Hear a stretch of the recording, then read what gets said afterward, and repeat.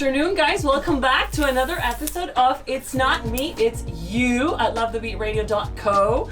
Thank you so much for the new listeners who now are tuning in on a Monday, lunchtime, morning, afternoon. So I have with me a very exciting guest. You don't understand. I'm genuinely excited. It's like when you date men. Like, choose the ones that you like because you're going to have a lot more fun. So I'm here with a TikTok, Instagram sensation, at Diary of M on TikTok and at diary_of_M on Instagram. How are you doing? Hello, I am good. How are you? I'm so happy you're here. So this girl, obviously, you know, you're scrolling through TikTok, sometimes voluntarily, sometimes not, because TikTok will just, you know, suck you out of your life, make you lose track of time. Oh, sure. But between her relaxing ASMR-ish French accent, her beautiful face, her sense of humor, and the most insightful stories that she tells on her channel, you cannot stop watching her content. I mean, I'm not going to talk about the character she does, but there's one with a mustache. It kills me. It just kind of sticks the tongue out every now and again. It's killer. So she is, one of the things that what made you so well known is that she started telling her story about working as a stripper in London, and she calls it stripper, which I love. Stripper. I have to on TikTok. Oh, really? That's why. People are like, why? Do you know it's stripper? And I'm like, I know, I'm not that dumb. You know, it's just because we have to on TikTok. If not, you get banned because they don't want that kind of... So you can't be a stripper, but you can be a stripper. Yeah, exactly. It's like saying, you know, I'm not a horror, Yeah, I'm a hoe. I'm a hoe. Yeah, exactly. Exactly. Okay, so she tells the most like fun stories, and also what's so cool, and this is one of the things we were talking when we first met, is that she shows that, you know, just like you can work as a stripper and be a smart businesswoman who's independent, down to earth, and a noble, kind human being, you can be somebody working in an office and be an a-hole who is also using her body to, or not also, even worse, who you're using your body to get where you want to be in life, and you've lost your dignity, you've lost your self-respect, your freedom, and, you know, your heart. So this girl has it all: the dignity, the heart, the brains. Tell us how you started. So you're from a town close to Marseille, right? Yeah. Well, I would like to start by thank you. My head is gonna get like really big Do with it. all your Do compliments. It. You deserve it. I'm You like, deserve it. I told you I'm a fan. Not gonna lie. Literally. Thank you so much for all your kind words. But yeah, I'm originally from France. Yeah. I was born in Aubagne, which is like a really small town near Marseille. So I grew up in the south of France. Can't really tell you exactly where because my parents split, so I moved there like many times. Okay. But at 18, I made a decision to move to the United Kingdom. I was like, yeah, I'm bored of my small town. What was the perception of the UK that you had? Like, was it like, you know, like I'm from South America, so for us it was the United States. It was like the land of the rich, the land of the happening. That's where you can make it doing anything. Yeah. So to be fair, it was like that for me as well. So when I was like 10 years old, I was watching like Sex and the City and that, and I was like, this is the life that I want. Jesus. So my dream was to go to New York, okay? But obviously when you're from Europe, moving to the States is like quite complicated. And then I had this opportunity. I met this like photographer when I was 18, like an English guy living in France. Yeah. And I was like, oh my God, I really want to speak English, like as well. Like, you know, it's my dream. And I would do like fake interview in my room when I was like younger, like speaking with like the fake brush. English, literally. And I was like, oh my God, I really want to speak English. And he was like, well, do you know what? My sister is going back to the UK and she's looking for like a nanny. Would you be interested? And I was like, hell Whatever, yeah. I'm interested in your like, sister and her kid and the nanny, whatever. Literally, and but I didn't have any like picture of the UK. To me, it was like the United States. Yeah. I didn't even know what the UK was. You know, I was like, okay, let's go. Let's speak English. Especially like we didn't know that London and the UK are different countries. It's like, have you traveled around the UK? Yeah, tiny bits. When you go out, it's like, where am I? It's like, you know, the Gothic churches and, you know, everybody looks the same. Every town looks the same. Yeah. They have an obsession with small things, small cars, small houses, small towns. Because you're from the States. It's the same Right, all around exactly. Europe. Yeah, it's all tiny. We need bigger roads, bigger cars, you know, G-Wagon, you know. But us, when we go to the States, that's like, the thing, we're like, oh my God, everything I'm is getting so lost big, in the I'm space. getting lost. But literally when I came to London, I was like, oh my God, I feel like I'm in Harry Potter. Like, I didn't realize that so many movies were in England. I thought everything was American. Yeah, you know, I didn't even they know have about no the street UK. credit. Nobody knows them. Literally. You don't even know like the actors. Like I thought Kate Winslet was American. Yeah. 'Cause let's be honest, they get more work out there. So then they have to do characters with an American accent. True. I know you know this because you want to be an actress too. Coming soon on theaters and DVD. Oh my God. So and what were you doing? How long were you? How old were you when you moved to the UK? 18 years old, yeah. Oh, okay. So wait, you told me that you started stripping at 28. 28, so yeah, 10 so years what happened later. in those 10 years? I thought you've been like doing it forever. No. Like You it was are quite the a best. long process, you know, like to get confident and to, because obviously you listen to like everyone, your family, and so you're trying to go down like the normal route, you know, getting a normal job and like trying to fit in and all that. So obviously I couldn't speak like a word of English, so I was like, you know what, let me get a job as an au pair. So au pair is like when you live with the family. Yeah, You know? yeah. We got a coffee situation, but can we get the camera on her for 5 minutes? Thank you so much. Yeah, perfect. Go ahead. So yeah, I was. Are you okay? Yeah. Good. Do you want me to be like this? Like the other We've got a one. camera situation. Yeah, like this? Like that? Yeah, perfect. I got a great So, side profile. I don't know what I was saying. No, you were talking about being an au pair. So yeah, I was an au pair because I couldn't speak English, and I need like somewhere to live. So it was like quite an easy situation for me, but at the end it was not easy at all. But so yeah, I was an au pair, and I moved to be a sales assistant, visual merchandiser, hostess in events, then a PA, and then I was like, Who were you a PA for? What industry?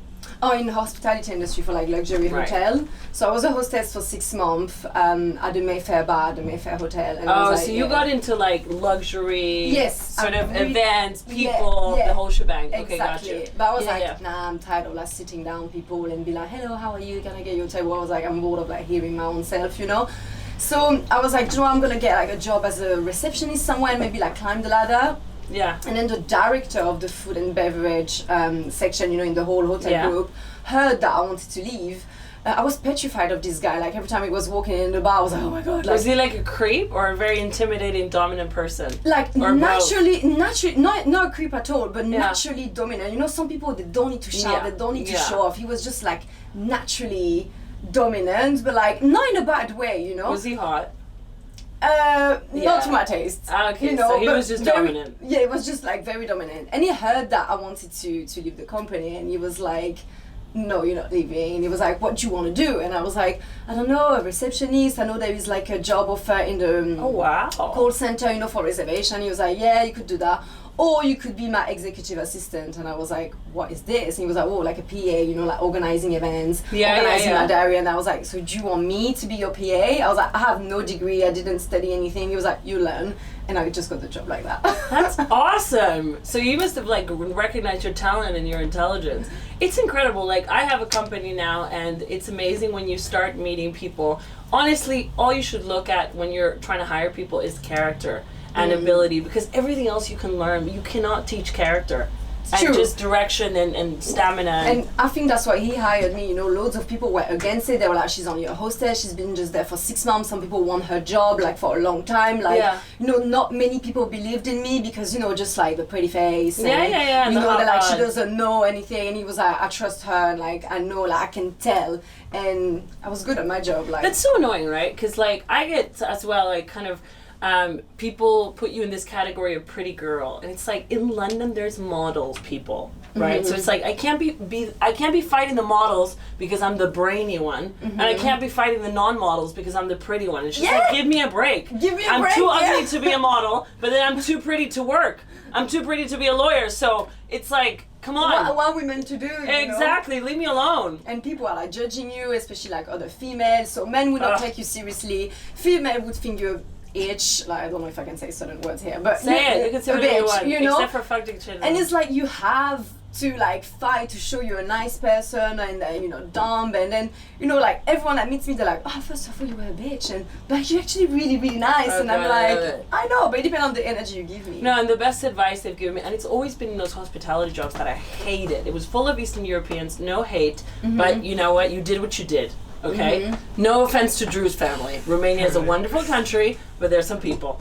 But, you know, and they were just like so catty, so annoying, and also so nosy. It's like, oh, you think you're better than other people. That was my favorite advice about myself. They were like, oh, you think you're better than other people. I was like, well, not all people, but, you know, the women in this cafe, I do. I actually do. I'm sorry. You're not the smartest people, not the better looking. All you do is talk about your nails. So, you know, maybe there's more to life. So then, when was the first time you went into a strip club? A strip club. Well, it's funny because I asked my male colleague when I was a PA. I was like, "Come on, take me to a strip club. Take me to a strip club." I'm someone like I want to experience loads of things in life at least once because I'm a very curious person. And none of them wanted to take me there. Like I was like, "Oh my god." How old was this? Was this here in the UK? Yeah, in the UK. Like I was 26, 27, so that's when I was a PA. And it's always been a fantasy of mine to be a stripper. I would walk past the strip clubs and I was like, "Oh, this looks very mysterious." You know, I've always been like attracted to the Moulin Rouge in Paris and the Crazy Horse, which is like burlesque and like a bit risque shows. Yeah. Like it's not like I created myself like a character, like I want to be a stripper. It's literally since I was like 5 years old, you know, I've always been admiring all those like females with the makeup and the lingerie, and I was like, oh my god, this is so nice. And also the way they kind of captivate the attention, because I noticed it when I started. I was like around 17, 18, and I started, you know, when you lose your virginity or whatever. I love that I say 17, 18, no one will know. His name was Gorchi, he had a really nice car. I thought you were about to say something else. Very nice. So, I remember my friends and I started talking about like, okay, so what are you doing in bed, right? So it's like, and we would lie to each other. We'd say like, oh, I came like 8 times, and you know, at 17, that's physically impossible. I think I came. I never did that ever. So we would all brag about all the things we would do with our boyfriends, and I realized I was the only one who enjoyed like stripping and dancing, and so many people were so subconscious, and I was like, the teasing is the best part. It's the best. It's the best part because they want you so bad, and you're like, no. And then when the first time I went to a strip club, obviously in Uruguay we didn't have any, but then I was in LA, and in America, as you know, there's this crazy strip club culture. It's next level. And I was like, let's go. And the men, that's my favorite thing that I'm sure you can relate. Men like to feel very entitled about their strip club culture. Yeah. So one of their favorite things, and this is insecure men, by the way, their favorite things is that women normally don't go. And they can make like snappy comments like, oh, last night, we can't, sorry, there's ladies here, we can talk. And I'm like, there's ladies at the club working, and I like to watch the show, so don't act like, you know, you're the big thing. Yeah, like they own it. Like strip clubs are their thing. It's like, oh, you know, The Office, we just get drunk and go, but we ended up at Brown's, whatever. I wish I could show you the men when they come to a strip club that don't act like Puff Daddy and that, like they're literally shitting themselves, and like because they don't have the power in the strip club. That's what they don't. Misconception. People think like, oh yeah, female, they're being forced, like the object. No, the men are the object. Like literally, they're shitting themselves, and like you could put like a CEO in front of me, like business owners and like politician or whatever. Put them in a strip club and they're literally like 4 years old little boy. Like you say hello to them and they're like, oh my god, she's approaching me, you know, and like. No, and also you guys are so aggressive. I remember, especially the London ones, it's like they come and, you know, when you have to pay for the dance, and they're like, excuse me, and you're just like, oh my god. I'm in the cab and I'm like, does everyone have change? Because if not, we're gonna get slapped. But which one did you go to? So I used to live next to Brown's in Shoreditch. Oh, I heard. It's a cute petite one, but it was like literally like next to my house. Yeah, it's like what? A pub. People say like they compare it to a pub with like naked girls. I don't know. I've never been. It's like tiny and kind of, I don't know. I haven't been to the good one. I've been to Platinum Lace. Yeah, which one? Which I thought in Leicester Square. 14. Oh, okay. Yeah. So it's kind of like very, I don't know. I thought it was. I don't know, they were pretty amazing things. I saw a girl with dreadlocks, which I thought was so cool. It's like they had different styles of girls, and I thought it was very like artistic, you know? The one with tattoos and dreadlocks, and then the other one's like super elegant, and then the other one's super rock and roll, and I thought that was very like burlesque artistic. Yeah, London they have a big variety. I mean, depending on the club, my first club was Stringfellow. Yeah. So to go back to your initial question, I started at like 28, and that's the first time I went to a strip club. It was as a stripper, not as like a client or something. But yeah, in Stringfellow they've got really like elegant girls. Yeah. Like they don't really like tattoos and like, you know, the girls are very similar. But then you go to other strip clubs and you realize, oh wow, there is actually a big variety. You know, like bigger female, small boobs, big boobs. Yeah, like, there were some big BBL, girls. like natural, like everything, like very the girl next door, the model, like literally bald head, like everything, like black, mixed, white, East European, like, which is really good, I think. Yeah, for sure. You were talking about like the first time you went. I mean, I just stand up and I sing. And I'll tell you, there's a big difference between doing stand up and singing before you're about to go on stage. Singing, I know I can sing. Yeah. I know what I'm going to sing. Stand up, it's just you kind of work with the room. So your performance kind of bounces off the reaction of the audience. So that anticipation is terrifying. You feel like you're going to have a heart attack. So what was it like? Because I would love to get up on stage. Trust me. One of the reasons I'm such a big fan of strip clubs, and I go alone, literally alone, is because I want to be on stage, obviously. Okay. But, I'm so jealous. And I'm just like, oh, that girl could have tried harder, And then I'm just like, but from the dream to the reality, there's a big step. What was it like the first time? Because I can imagine when you walk in that changing room and all the girls, like, they know what they're doing, and you're like a total novice. To be fair, I was not that scared because that summer, so I started in October in London to be a stripper, and that summer I was like a podium dancer in France. Okay. So I was not that scared. It was a very different style of dancing, but like I'm someone I observe a lot. So like I observed the girls and I was like, okay, that's what they do, okay, that's what I need to do. And like I am extremely good at putting a poker face on and I pretend that I'm confident when deep inside I'm like, oh, but like to me it's more petrifying to go on a date with a guy from a Tinder date, than being naked on stage. I have no issue doing that, when I have a character, I'm fine. Is it the same like every different part? Because I would, what confuses me, because okay, when they show like their vagina and they spread their legs wide open, you're like, wow, that is We don't balls. do that in London. Oh really? On stage. No, it's topless. Oh, we do that privately. So I've seen, that's what they do in Browns. Yeah, Browns, yes, but like most of the strippers in London, you are not fully naked on stage. So just your breasts? Yeah. Oh, okay, all right. Yeah, so but they look so like uninterested, which that for me, it's like, is that a way to protect yourself, or are you just bored out of your mind, or are you trying to dissociate? Like they literally look like.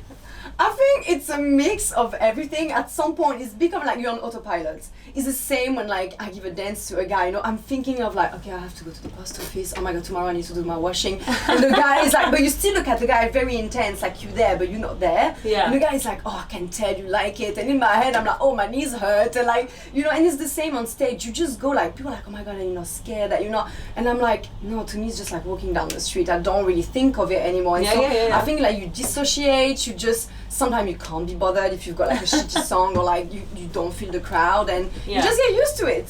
And what's like the most you enjoy it? Because that dream moment where you're just like feeling people just admiring your body. Does that happen often? Yeah, of course. Like my favorite moment is when like the club, like any club I work at, is busy and you see everyone in VIP, like the customer, the clients are like good, they want to spend money, they want to have fun, and you literally see like the club full and all the girls are dancing and you're like, wow, it's like a huge party, and it's just everyone is making money, everyone is having a good time. It's like a Christmas spirit, and it's like a freaking party. Like a freaking party. People think it's that weird thing, and it's like, no, it's literally a club where you can party. It's a bit more naughty, but it's literally, that's like a really good feeling. You feel like all the girls are empowered and the men are looking at us like we're like $1 million, Yeah, that's the best feeling. So what's like the biggest high? How much money you're gonna make, or how seductive you're feeling? Like say you have a night where you don't make a lot of money, but maybe there's a client that you want to impress or someone you feel connected to, and then you love the song you're dancing to and you're just really in your feels. Or is the high from like, wow, tonight where you're like picking up bags? I would say like it's a mix of both, because it's true, sometimes I make loads of money, but I didn't like any of my clients. The atmosphere was weird, I was bored as F, So it's like, yeah, good, I make money, but nah, But like, and then there is nights you make like less money, but like the vibe was so good, and like the songs were good, and your girls were making money as well, and you were like in a VIP all together, and you're like, oh yeah, I had a good night. Literally, yeah. Okay, scariest move to do, like where you're risking, because I don't understand how they don't fall. Oh, I'm the lazy stripper. You know me, I'm just like flicking my hair, like going around, like waiting for the bus. Like just. My favorite is when they start. They always go to the back. And they're like this, and the mirror, and they look at themselves like this. I love looking at myself. No joke, like literally, I'm entertaining my own self. I'm like, do I look pretty? But I've got something between my butt cheek, like literally. But like, I don't do any tricks, because I am petrified of like falling or like hurting myself. How do they bruise themselves? I see them like put their legs around like they're rubber. No, I'm like crazy. They have so many bruises, and I'm a bit of a princess. I'm like, nah, I don't want bruises, Thanks. And in London, we don't. I know in America, fair enough, like they put loads of effort because they get thrown like loads of money on stage. Yeah. We don't, so I'm like, I don't get paid. Oh my god, they don't make effort. it rain here. So No, annoying. No, and it's like you have like some guys that have like one beer for 4 hours, like sitting comfortably, like watching the stage. I'm like, do you want a cup of I've tea? seen Do you want some creeps. biscuits as well? Yeah. And they don't tip. I'm like, the least There's you not can a do is party vibe. tip the girls, you know? Yeah. So what about like, well, I love when you do characters and you do, so let's start with the girls, because I'll tell you, do you know what's really funny? What scares me the most about being a stripper is the girls.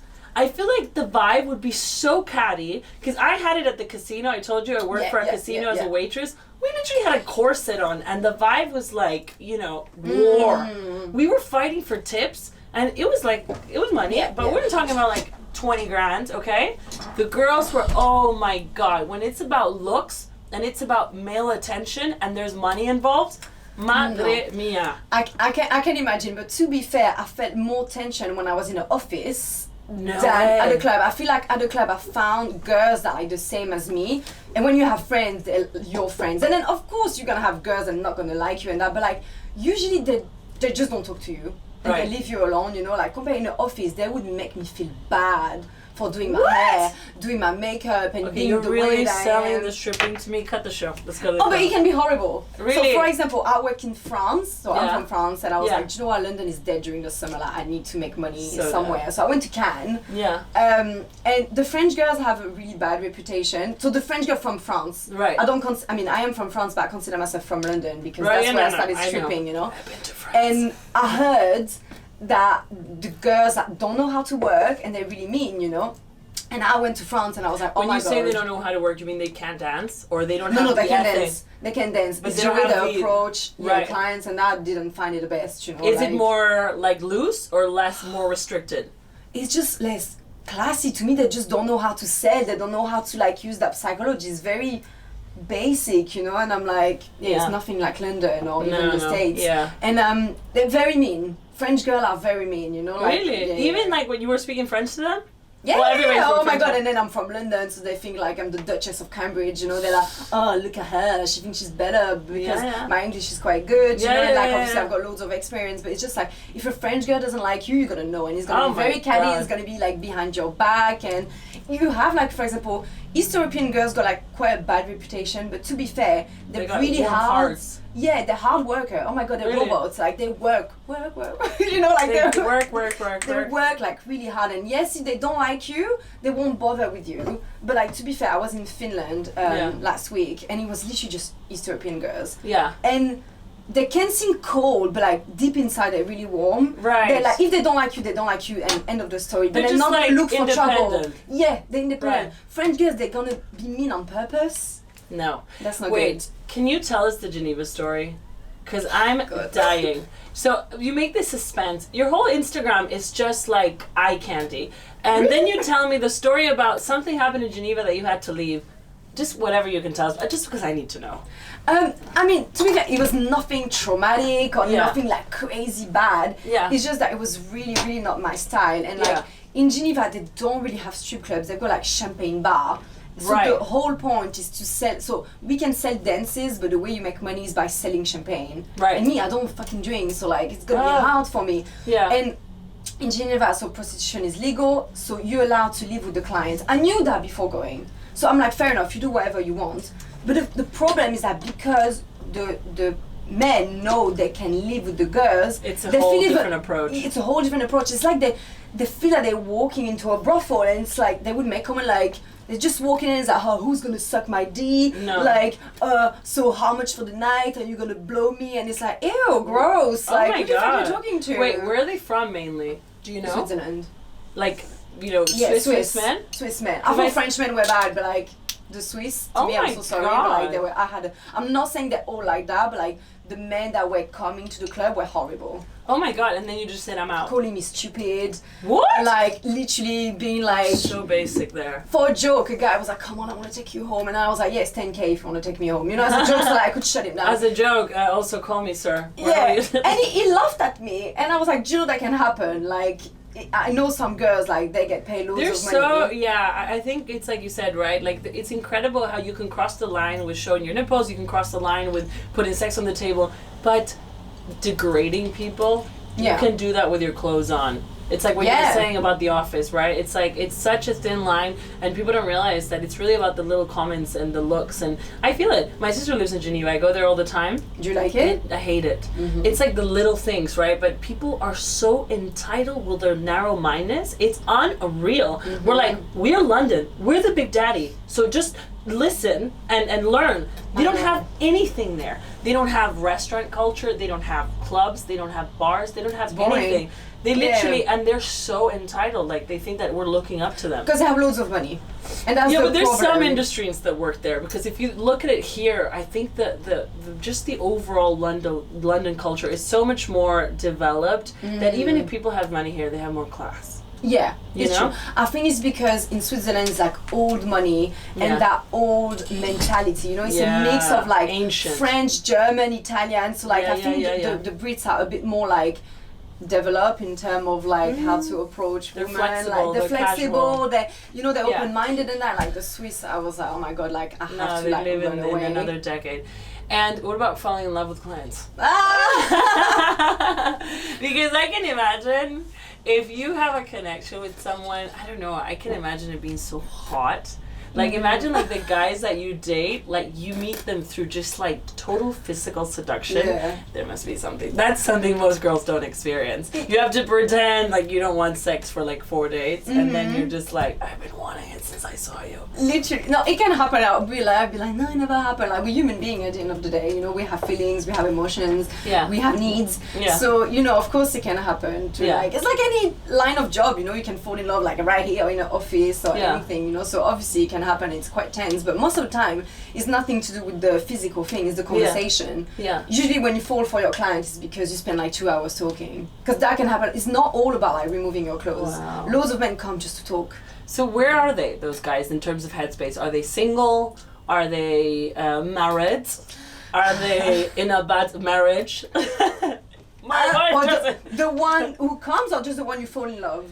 So like when you have those 2 hour conversations and you're really connecting with someone, is it somebody who, where are they? Like in their headspace? It's a mix. You've got loads of married men. Yeah. Like literally, and they just, I feel like after like you've been married for a long time, maybe you don't listen to each other. And it's the city boys. The city boys are awful. I went to Browns with one of my clients and their friends. They were all like, you know, bankers, and it's incredible because they have such a poor understanding of humanity. I feel really bad because it's not even once the marriage doesn't work out, it's how they walk into the marriage to begin with. These people have no emotional intelligence. Oh my god, I was about to say the same. Yeah? Literally, and you know, on TikTok, some people are like, oh, go and get yourself an education, go and get yourself a degree, and I'm like, that doesn't give you access to being a good person. No. That doesn't give you access to being smart. Yeah. I know, like, sometimes I wonder, I'm like, how they can be CEOs and businessmen, and when I talk to them, it's like there is nothing there, and I'm like, you dumb. You're literally so dumb, and I'm like, I don't know who are those women that can be in a marriage with those men, because like you said, they've got no emotional intelligence or like awareness of the way they come across, and they come across like disgusting and arrogant and ew, and I'm like, how? I don't care about your money, like gross. I was at dinner and one of the guys told the other guy, your wife is not that pretty. He was 45. I know. I don't want to hear that after like 3 years old. That is so dumb. I know. But you know the worst part is that like money is so subjective to where you come from, because you know where you come from, where I come from, we think about what is our idea of money, right? So obviously education was a challenge. I wanted to do art, but it wasn't the easiest thing for me to go to an expensive college. It wasn't, right? So we have this like idea of having an education kind of on a pedestal, and like these people had an advantage, but you have to look at their backgrounds, right? Because everybody in the city and all these like bankers are different. Some people come from a very toxic family that has a lot of wealth, and they've been like psychology messed up by having to put up with the sort of rules of their family. Some people made the money and had to cut all their friendships to just work 14-hour days. So it's just like we look at it and we see money, education, but there's so many different stories. The only thing I would say is that no money is worth losing your dignity, and no money is worth losing your sense of self and your humanity, because there's like this guy, he like had just gotten divorced, he was horrible, he was bad to his friends, his colleagues hated him, and you think, where are you going to spend the money? And he was always renovating one of his houses, renovating.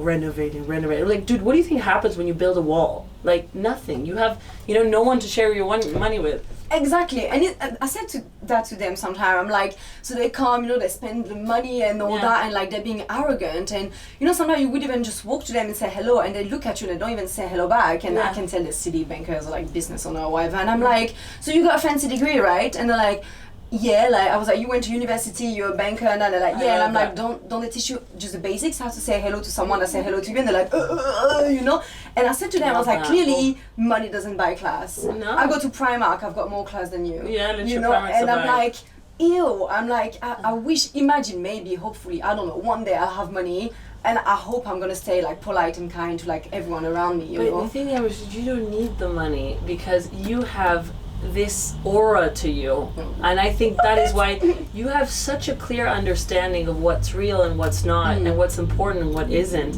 And the thing is that's the beauty of they did a study on like happiness and money and the relation of, so after more than 60K a year, which is a pretty normal salary in the UK, money, like happiness levels fluctuate. So the more the limit of how much more money will make you happy is 60K a year. Then it's just about the other stuff. Of course we want it all. We want the loving relationship, we want the beautiful family, we want the meaning, the purpose, being the career, comfortable, the security, the loyal friends, the beautiful everything. But the thing is, it's kind of like how you move the chips, right? Because if you're having a great deficiency on one side to have a great excess on the other, then that imbalance is going to cause you unhappiness. And I learned that last year. It's all about balance. Like, don't get me wrong, you say, like, I understand all this and that, but it took me years. At some point when I started stripping, I was a bit arrogant, to be fair. Really? I was a bit like, I lost track on like what matters. I just wanted to be in luxurious places. I was like, I'm not going to give the time to a guy that's got a normal job and that. But like, I would still not sacrifice my dignity and just go with a rich man just because he's rich, because I just can't be bothered to be bored during a date. Like, that's not me. But like, it took me like years to understand like everything is about balance, and like that's where like happiness, you can have all the money in the world if you don't have a good core, like of good friends and good family, and like still enjoy the simple time, you're never gonna be happy. You see some girls that got all the like the Birkins and the bags and the Chanel and all that, and I see them, they're miserable. Of course. So, and literally I think like last year, life, God, however you want to call it, removed everything from me. I was miserable, and then it really took me a while to understand it's because my foundation was not good. I didn't have that many good people around me. I was trying to look for the wrong things, and I was like, I need to like stop and like go back to basics. And that's when I learned again, and then I was like, okay, money is good because it's comfortable, it's security, but I need to enjoy the simple things, you know? Yeah. And also it seems like your relationship with money is very healthy, and this is one of the things I ask you about other strippers. Money is a source of power, and we need power to just move into the different areas where we need it. We need power for security, we need power for our relationships, we need power. We can't be powerless, this is how the world operates. But the thing is that people turn that power into a liability, because if you spend it on things. So one of the things that I think what's made you so popular as well is that you don't look like a stripper, you don't sound like a stripper, and I am pretty sure you don't think like a stripper. So in your surroundings and in your experience being with other girls who are working as exotic dancers, like, what is the overall mentality there? Because I'd be surprised everybody's writing books.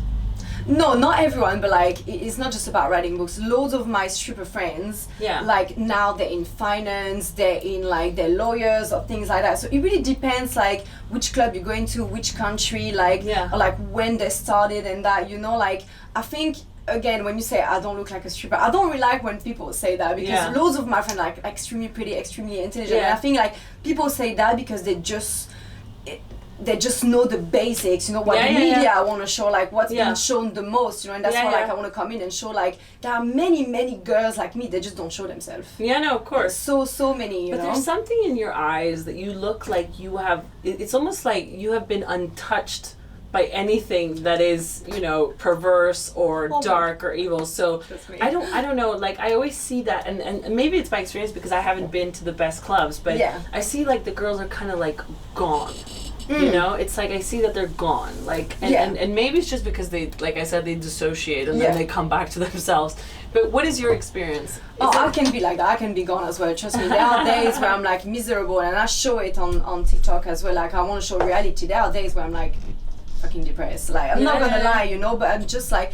and then I just calm down and I think of like my friends and the good time with my friends, and that's when like I've got life back into me. And I think if you think of those girls that are like gone, I think it's because they get caught in just that like going to work, making money, sleep all day, and that's it. You have, what about drugs? Is that something that people do? Do they drink while they work? Do they take drugs? Yeah, but like any, go to like Banker City Boys, they're full of cocaine, and go to any other industry, like, and to me, I found more people on drugs and alcohol in like hospitality and like the banks and that, and in the stripping industry. Like loads of my friends don't drink like me. They don't take drugs. They do yoga. You have a lot of like yoga teachers and like people like that. So again, it's like a misconception. Amazing. There are drugs and alcohol everywhere. Yeah, you're right. Yeah, people in hospitality are off the chain. It's like they're sweating and it's like 5 degrees. Especially in London, it's so casual to take drugs. It's so casual, especially cocaine. People are taking cocaine all the time. So there's a beautiful sisterhood then. It sounds like you protect each other. Yeah. Is that the easiest thing to find, or has that been your experience? I mean, that's my experience. I don't know about the other girls, but literally, like, some of my closest friends are like strippers because we understand each other, But, and how do you deal with the taboo side of it? Because I remember one of the things you were talking to me about was just having this name, right? Like stripper. It's like so degrading. People just like completely think, oh, prostitution. So how do you guys, I'm sure you guys have a whole system to just take advantage of it when you need it and then retract it when you don't, right? So what is your approach to when people ask you, what do you do? I'm an artist! Yeah, just someone at a party on Saturday was like, oh, don't say you're a stripper, say you're an artist. To be fair, it's art. To me, it's art. Art is subjective. Everything, like... I paint pictures in people's heads. Yeah. Of sleeping with me. Exactly, So, but I say, when people ask me what I do, I'm like, I'm a dancer. And they're like, oh, what kind of dancer? And I'm like, the type that makes money. And then they start to laugh, So, but, like... I used to hide myself, and then I was like, why should I hide myself? I'm trying to like fight against like inequality and discrimination, so why should I be ashamed, But it took me years. It took me like 3 years. That's just remarkable. I mean, I'm like scared to do some TikTok ideas that I have, and you're just like, yeah, I'm a stripper. Sorry, is that my glass? Bye. Like, you don't care. I don't care because so I was hiding myself because I didn't tell my family. Yeah. And then I told my mom in March or April, I don't know when. Yeah. And I told my entire family, even my dad. But did you tell them exactly how it was? Or? Yeah, literally exactly how it is. And when my family was like, listen, like, I know you've got your head on your shoulder. I know you would do it in a nice and classy and clean club. Yeah. They just worry because obviously you can't do this your whole life. That's the only worry they have. But as soon as my parents were fine with it, I'm like, if my family is fine, then I don't give a shit about the rest of the world. Yeah. Literally, my family, that's what matters, like their opinion matters. Okay, so we're talking about, obviously, you've got a great family. Yeah, so, I don't get along with them that much. Yeah. But they're not judgmental. Yeah, but they've got great values. And I'm sure that's part of why you have great values, right? Yeah. Good so values. If you're doing anything in life, whether it's like a job in finance or stripping to hurt yourself or to run away from a difficult, all families are difficult, eh? Like my family, I'm always torn between, do I have a toxic family or do I have a beautiful family? Yeah, same. It's like, depends on the time of the day. Sometimes I tell stories about my mom and I'm like, she was just magic. And then I'm like, my mom is crazy. She is bipolar. So I never know which one's the truth. But I mean, I guess when you, like you said, it's a big step. And how did that secret feel? Because I'll tell you, sometimes like, I don't know, I've dated guys that I wasn't very proud of. And I just, every time, I'm very, I don't know how communication is with your family, but mine, we talk all the time. It's very open. And I hated hiding stuff. It made me feel so dirty. How did you feel? How did you cope with a secret? Because it was a couple years, right? Yeah, I didn't like it. It's like, how's work? Like, oh, but what you do exactly? And it's all like you feel like a snake going around. And like, I hate lying. I literally hate lying. It's the same like if I'm going to date a guy and like, they're like, what do you do? I'm upfront. Yeah. Why would I want to date someone that doesn't know what I do and like and be ashamed of my job when I don't think it's something I should be ashamed of? So, but yeah, I hated the lying, and that's what I called my mom. I was like, I'm tired of lying. And she was like, are you gay? We'll be fine. Are you a trans woman? And I'm like, no, I'm just a stripper. Mom, do you know what a trans woman is? She was like, is that it? And I was like, yeah. And she was like, oh, well. Oh, how did you introduce it? Did you say, Mom? Yeah, literally, I was like, okay, Mom, I've been hiding something for a few years and I hate lying, so I need to come clean. And I said to her, I was like, it's like coming out. And she was like, are you gay? Are you the female? Was she scared? when you No, say that? If I tell my mom that, like, I have something to tell you, I've been hiding for a few years, she's like, hi Victoria, you're gonna kill me. She was a bit scared. She was even something like health related, you know. Yeah. But then when I told her, she was like, is that it? And I'm like, I mean, yeah. And she was like, that's how we should do it. I should tell my mom everything like that. Mom, I have 3 months to live. Just kidding. I'm dating a terrorist. Well, that's next level, you know. But I don't do anything illegal. No. I'm looking after myself. They know Yeah. that I don't drink. I don't do drugs. Like, I'm pretty... And also they see you, right? They see you're in a great place. Like, you got your head straight. Yeah, they're That's just worried amazing. about the future because they're like, you can't do this when you're 40. And I'm like, technically I can. But did they know you wrote a book and that you've got your... They found out, yeah.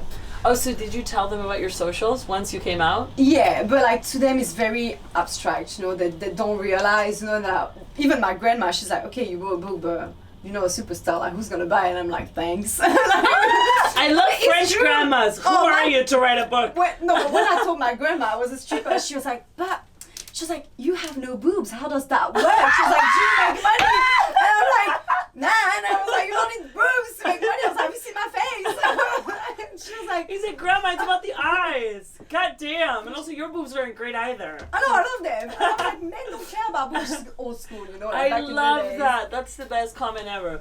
And what about, so hardest, you're not very neurotic, are you? You don't overthink. Oh my god, I do. You do? Oh my god. I was gonna all say, the you know time. what I was thinking when you were talking, I was just getting jealous. I was like, oh, she doesn't overthink, she just thinks. Oh, when I'm on my own, I overthink. That's what Yeah. I mean. But like, no, if I speak, I have no filter. Sometimes it's bad. I love but like, it. if No, not, literally, same. I just speak what's on my mind. Best person to have on the radio.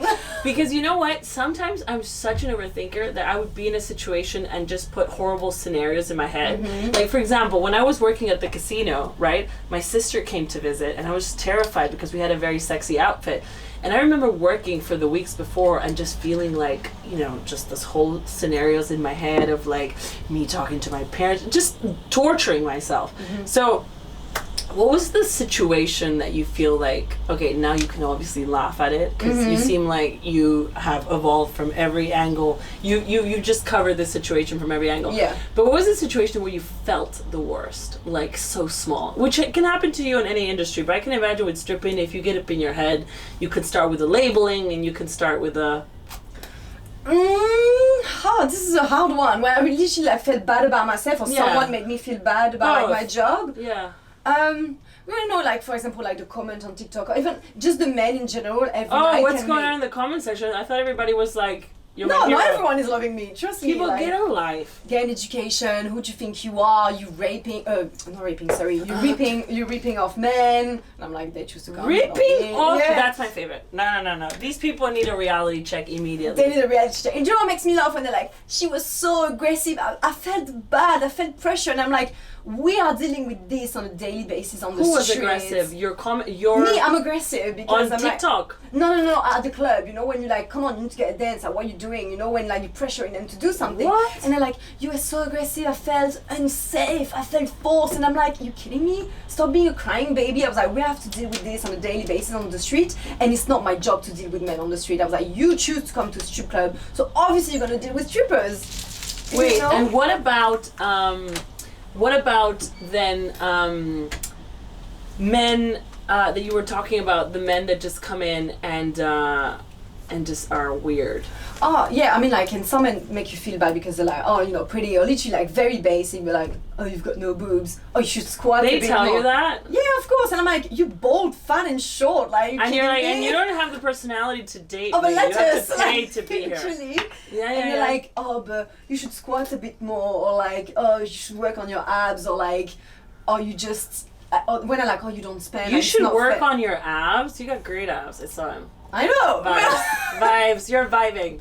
But literally, I'm like, oh my god, they're literally losers. Or when they say like, you like, come on, you need to like get a dance or tip or something. You can't just come here and not spend money on the girls, and like, well, you choose to be here. Like very, like they're looking down on us, and I'm like, it's because you feel so bad about yourself coming to a strip club because you have to come to one to get some female Oh my attention. God. That you have to put your frustration on me. So usually, like people like dump their like frustration on us, and that can be hard. Like mentally, it's draining. Of course. And they feel like you're the punch bag, right? They come Yeah. there, it's late.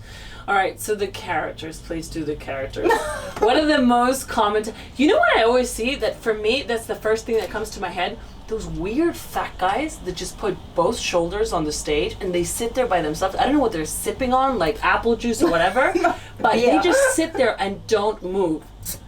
You need to get it. I mean, I see them like this in the dark, and the girl is just putting her butt cheeks on their face, and they're like, and I'm like, what about those guys? I think they're like just breathing and like getting some like views from later on during their boring night. You know? I guess it's a bit more like entertaining than just watching porn. So literally. And you literally, they would be like watching the stage, and sometimes I'm like, do you want a blanket? Do you want some biscuits? Do you want a tea? Because they would be like sitting so cozy, like like that, and then you're like, hello, darling, how are you? And they're like we just bother them, and it's like they just want to be in the dark, you know, like no one can see them. They just all right. So what, the money? Mm-hmm. Let's talk about the money. What's the most money you made on one night? Come on, make me feel bad about my life choices. In the UK, it's not crazy. In Europe, it's not like, you know, anywhere. America. Choose your country. I'm moving. You tell me where to work. I haven't worked in the States that long, but like where in the States? I worked in Miami, but literally just before COVID. So like it was empty. Miami. I didn't like it. No? Not my style. Are the girls crossing over to The girls were really nice. Oh really? So I was expecting the girls to be like bitches. But and, like, they were so in nice. Miami they can touch you, right? Yeah. They can. Oh, how was that? Well, that was my first experience, and I felt a bit weird, you know. But now I'm used to it, because in France they can touch, in Finland they can touch. It's only in London that they can't touch. Wow. You know. But yeah, Miami was something. I remember like walking from like the changing room to the actual club, and I opened the curtain, and it was like those big flashing lights, 2 massive stage, 3 girls on one pole, and I was like, okay. 3 girls on one pole? Yeah, you have 1 girl on the floor like twerking, 2 girls climbing, and I was like, okay, America always next level. And then you have us in the UK like la la la la la like fucking princesses, you know. It's like, yeah, it's totally different. That's amazing. And okay, so the money. The money. I'd say 2,000 euros in one night. In one night. Wow, yeah. Nice. And that's a good night. That's a good night, and you can choose like how many hours you want to work. Hours, no. Days. No, you can choose the days. So like literally, if you want to work twice a month, you can. In London, yeah. But for example, if I like choose to go to Cannes or like to Finland or somewhere, it's like you're an artist and you book yourself. You know, like a DJ would be like, I'm here from like Monday to Saturday for like 2 weeks and that. Yeah. Because when you go abroad, there's smaller clubs and they don't have that many locals. So that's why they have got loads of girls from like Europe or other part in the world touring. So they're like, it's like touring, exactly. So it's like, you have to agree to work 6 days out of 7 or 5 days or something like that. In London, it's like, it depends on the club, but it's like 3 nights a week. So who do you have, like a booker, somebody that books your nights, or you call your manager? How do you? So some girls got agent. I didn't know that. So they do all the job for you. I don't. I'd rather like deal with it myself. So I just get like contact from other girls, and I text the boss, and I'm like, yeah, can I come? Yeah. And they're like, yeah, send me your age, your pictures, your height, your weight, and I'm like, okay. And then you send pictures, and I'm like, yeah, you can come or you can't. What about outfits? Where do you girls get your outfits? Ann Summers. Yeah, Ann Summers. How do you pronounce it? Shein? Shein, okay. Shein is good? Yeah, it's really cheap. So, really? Yeah, it's good. I was gonna say, they're so expensive. Mm-hmm. How do you know? Shein is expensive. Not Shein, but like Ann Summers, because some of the outfits look very elaborated. Ann Summers is quite okay, it's regular, but like some girls are Stringfellow girls are like wealthy. Some girls are millionaires at Stringfellow. What? No joke. Because they Where started is it exactly? Stringfellow is in Covent Garden, but like they started in the prime time, is that how you say? You know, like back in the day. The golden years of stripping. Oh when they were stripping in slow motion. Literally, they had like money coming out of their ass. Like they would make like 1K, 2K every night, like easy. You know, people were spending money like there's no tomorrow. So they had loads of money. What about like your go-to outfit? I know you said you like a one piece, right?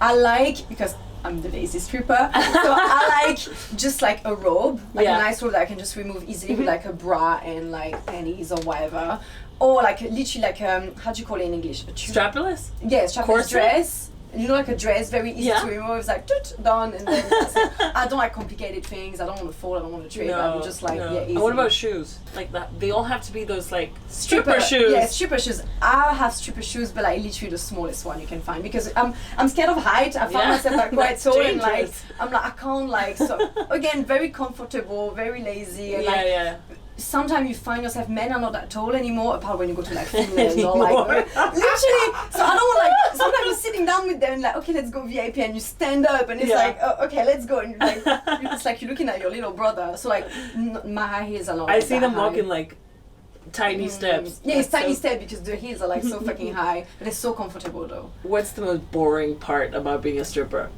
Oh, hearing yourself on repeat, like saying the same thing over and over again. Hello, how are you? Oh, where are you from? So I'm here on business. What do you do? Oh, great. How old are you? Oh my God, amazing. Like, it's not a fake thing, you know, like ongoing. So that can be a bit boring to hearing yourself. And how do you know who's a good stripper and who's a bad stripper? Like, who's going to make more money or less money? Or is it like completely subjective to the club or the clients? Or can you tell which girls get it? Some people would say, like, for example, they would see a girl that's not that pretty and they would say to me, oh, I'm sure she doesn't make money. I'm like, she's the girl that's making the most money. Really? Yeah. Why? Because don't tell me it's a little mouse attitude. No, it's just because I feel that some men feel threatened by extremely beautiful women, so they prefer to go with like the more simple, like down girlfriend to experience. Yeah, girlfriend experience, like they can relate, you know, and like, and it's all about personality. It's not just about looks. Really? I know some really pretty women are boring as F, you know. Yeah, yeah. So and the dance is not a big deal. It's more about the conversation. Some French I girls thought they were would hating pick me. them. Really? Some French girls were hating me because they were all doing like crazy things on stage. Yeah. And then here I come, like just flicking my hair, like shaking my ass, and it'll be being like a little snake, you know. And the men were like, "Oh, you were the best dancer." I Well, just maybe look you at were them. different as well, right? I look at them in the eye. Nice. When you do tricks and now you don't really have the time to stare at them, and then literally I stare at them and they love it. They want connection. They want a connection. They feel They like want it's very attention. personal. So it's got nothing to do with. Sometimes it does. And like, don't get me wrong. Even me, I look at the girls and I'm like, I wish I could do this. It's like angels, you know, they're so pretty. I really admire them. But it doesn't mean it's not because you're the best dancer that you're gonna make money. For sure. And what about like, do you get that adrenaline rush from going on stage, or are you just like so comfortable that you know what's gonna happen in your routine? Every day is different. Sometimes like, I get really excited. There's a client, I'm like, ooh, he's a cutie. Like, let me. Yeah. And sometimes I'm like, oh, I can't be bothered. It's just like, oh, I have to go. You know what I mean? I'm like, oh. And then I don't give a F, and I'm just like standing there. I love it. And what about favorite colors to wear? Black. Always black? You never do red or the pastels? I do red. Red suit me, but like literally, like less is more for me. Yeah. You know, and literally, people compare me to like Posh, you know, Posh Bag. You know, you have that vibe, 100%. That vibe, and I think like men love it, and like, oh, you're so elegant, you're so simple, and like, I think like sometimes when you have too much thing going on, it distracts men from like the real deal, you know. So yeah, black. No, for sure. And then you guys make the most money from private dances. Yeah. Do people tip on private dances? I ask them to, yeah. Yeah, and you're like, honey, don't forget your tipping. Yeah, literally, I'm like, oh, can you give me a tip? You know, and they're like, of course, honey, you were amazing. But like, they don't have to. Like in America, they're so used to tip everyone. Yeah. You know, they tip like waitresses or like wherever they go, they tip, you know. And even me now, even if I'm in the UK, I tip everyone because I'm like, you know, it's annoying when you provide a service and like, I know like your boss is taking, you deserve a tip. It feels nice, and if you did a good job, like I tip my nail people, my massage person or whatever. Oh, nice tipper. Well, now guys, we're gonna go on a short break on the Diary of M. Do you want to tell us your socials again? So yeah, my social is the Diary of M on TikTok with all, how'd you say? Underscore. Yeah, with underscore. Diary underscore of underscore that's M. on Instagram. All right, guys. Thank you so much for listening. So once again, you're listening to Love the Beat Radio. You can listen to us on lovethebeatradio.co.uk, and you can find me on my socials at Vic Bruger. And remember, this show, it's called It's Not Me, It's You, every Monday from 12 to 2 p.m. This second part of the show, I wanted to devote to your incredible mind and your incredible entrepreneurship talent. Okay. So you want to be an actress? Yeah, trying to. How did this start? Well, that was always the dream, right? So I was always fascinated by the world of cinema, like you know, when I was watching movies or like, I don't know, I just like anything that's not normal life, you know what I mean? I like to escape somewhere, so I've always been like attracted to like movies and like fiction and like, it's too beautiful. So it was sort of storytelling. Like storytelling. It was like in the back of my head, but you know, like you need to get like a normal job, like society and all that. And then society. Yeah, all that bullshit, you know. Oh, sorry. And then I did reality TV in my country. Wow, what was that? What show? It's called Temptation Island. Nice. It was like so. Oh, it's so funny. It's like when the couples. Yeah, I was a bombshell, so I was not like in a relationship. So you were there to tempt men. Yeah, I was here which to is in a way what we're doing today. It's kind of your genre. Love it. I feel better like doing it now Yeah. and be fully naked than the way it was on TV. Well, TV is rough, right? On TV, it's just I felt that I was manipulated by like the production, Oh my God. and essentially they were like, you know, if you go with this guy, well, that's mean more time on camera, which means more followers, which means more money. And I'm like, oh, clearly, if I go and talk to a guy that I don't like and kiss him, that's like prostitution. Wow. Technically, no, obviously it's not, but it's like you get paid to be with someone you don't like. Honestly, reality television is monstrous. Like, now that they're kind of disclosing what happened. Do you remember the show, The OC? Or Laguna Beach? No. Well, there were like, you know, back in the day when reality television started, before the Kardashians, there were these shows about these rich kids that lived on the coast of California. Okay. And they basically were like, you know, rich and bored. And they were always planning parties and hooking up with each other's boyfriends. And people were obsessed. Kind of like the Kardashians, right? Yeah. Showing excess, showing wealth. And yeah, like now it's been 10 years, and they're like really showing how they got those episodes that look like reality. And it's like literally like crime. The way they were getting these people to the narrative they tell on the show, on the series, has nothing to do with what really happened. Yeah. And people are so confused between what's real and what isn't. Yeah. So I can only imagine like Love Island, right? Did that change your perspective on shows like that? Temptation Island, but like Love Island. No, but I mean, like, being on Temptation Island made you think that Love Island is BS.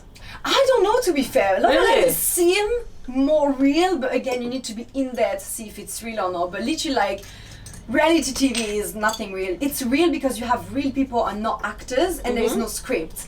But you have an entire team of journalists and a production that's like guiding you to create a story. They're here to create a story. Yeah. You know, and that's what I realized. Like, when you think like, oh nice, they're having a picnic with champagne, that's being set, and they'd be like, okay, now we can go on set and start, you know? It's not like they just walk in and do their life. So that's how it started. So I did reality TV, and everyone was like, what are you doing? Like the comments were like, you too glam, you too smart, you too intelligent. I mean, people on reality TV are not dumb. Comments. It's amazing comment. They're like, you're something else than reality TV. Yeah. And to be fair, people on reality TV are not dumb. They're actually smart, but in a certain way. Pretending to be dumb. Pretending to be dumb. But I was like, I don't want to play pretending to be dumb. I want to be known for my true personality, not because of like some shady producer want me to act a certain way, you know? So that's why I like end up stripping. I was like, I'd rather do this You're like somewhere. the hustler, right? You're like a fighter. I'm you a just fighter. like push your way through life. I love it. I'm the same. Did somehow- you watch that movie, Hustlers? Of course,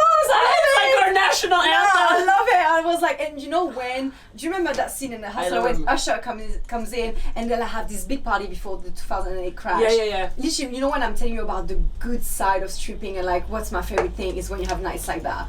Everyone is making money and you just feel like, oh wow, this is so funny, you know, like you do bond and you do have great It's a party. memories. It's like an actual party. It's a party. But That's yeah, amazing. this is how I started to want to be an actress because people were like, you're too pretty, you should be an actress. And I was like, oh, it's been in the back of my head for a few years, but I was always You are scared. too, like, I think you're too interesting.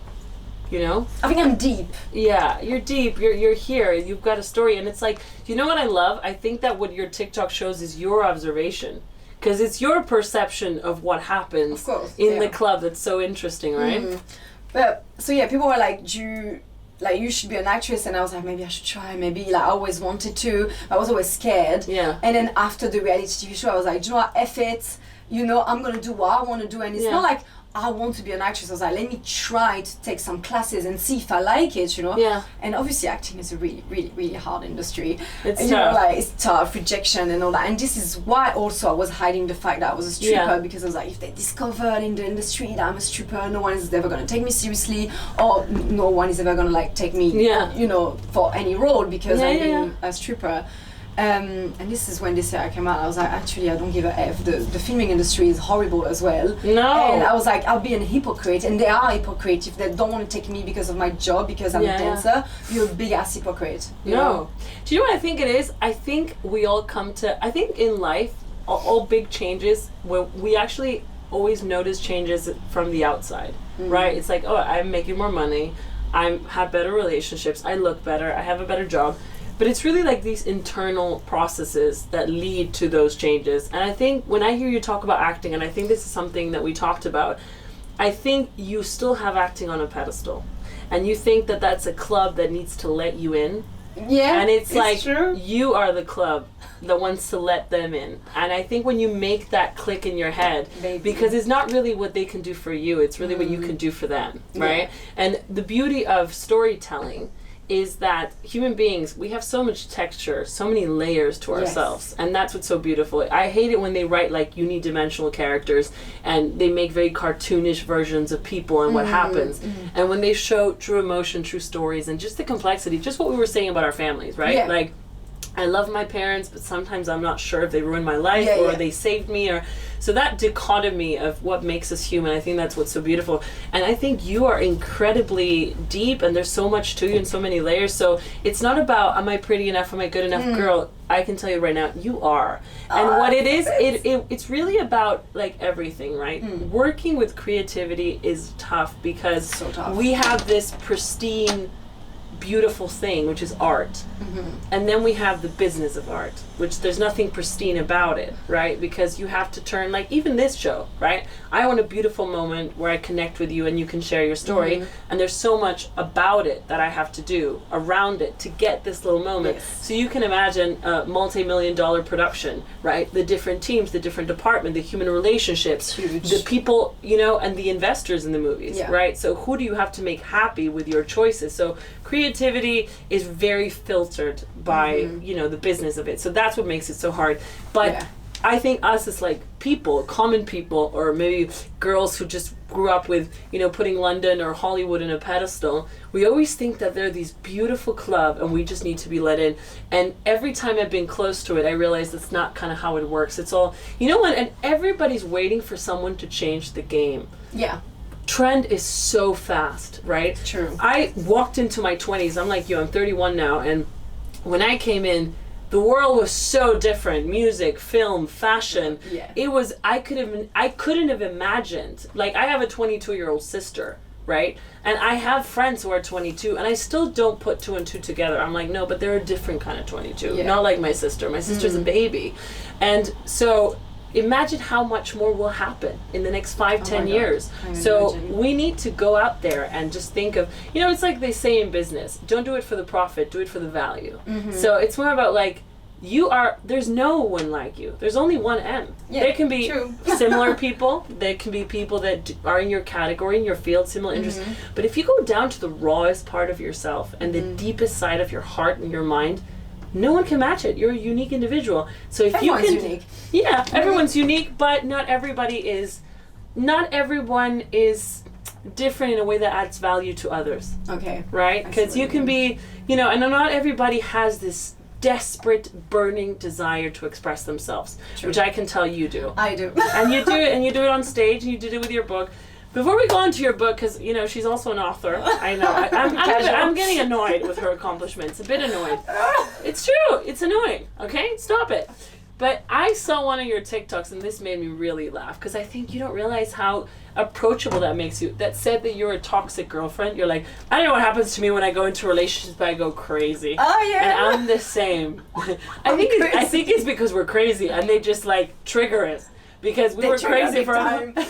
So, tell us about this. But they love the crazy, though. That's what annoys me. Of course. Everybody loves the crazy. Nobody wants a good girl. All my ex-boyfriends, they all come back and they're like, oh, you were definitely the craziest. Oh, but you were the funniest. And you were the most real person. And then they go with someone else like crazy and they're like, I'm bored. And they're like, you men need to pick a side. Well, girls were the same.